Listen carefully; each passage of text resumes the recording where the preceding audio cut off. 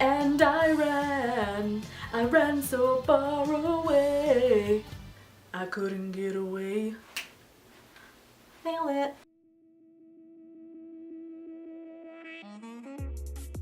Hey guys, I'm Stephanie, and boy, do I have a story for you little babies.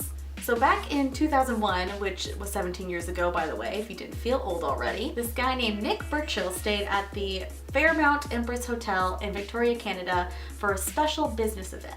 His first one actually, and probably his last considering what's about to happen. So this dude decided to bring his Navy buddies some very specific pepperonis that are a delicacy from their home, and decided to fill an entire suitcase full of these pepperonis. At first the airline lost the suitcase, but then it was found and returned to Burchill at the hotel. Anyway, so because this place didn't have a fridge, he decided to open a window and put a suitcase full of pepperonis by the window to make sure it didn't go bad. But for some reason then he decided to go on a walk for 4 to 5 hours while leaving the pepperonis by the window.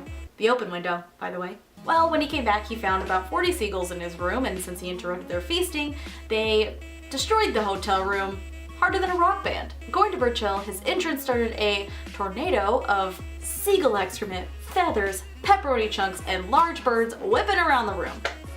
The lamps were falling, the curtains were trashed, and the coffee tray was disgusting. Because pepperoni is the worst for a seagull's digestive system, and apparently they drool, which is made even worse when they eat salty stuff like pepperoni. He did manage to get most of the seagulls out of the room by opening the window, except for 2, because seagulls are food demons, wrapped in feathers, and some just don't ever give up. The first one, Burchill threw a shoe at, and both the shoe and the seagull went out the window.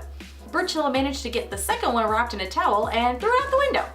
He forgot, however, seagulls can't fly when they're wrapped in a towel, and so it just plummeted down far. Both also hit a group of tourists who were just coming in for high tea. Don't worry though, the demon survived.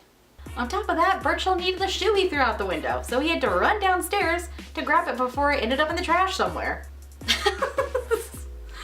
Okay, you can't make this up. So after all this, he finally decides to call the front desk for help.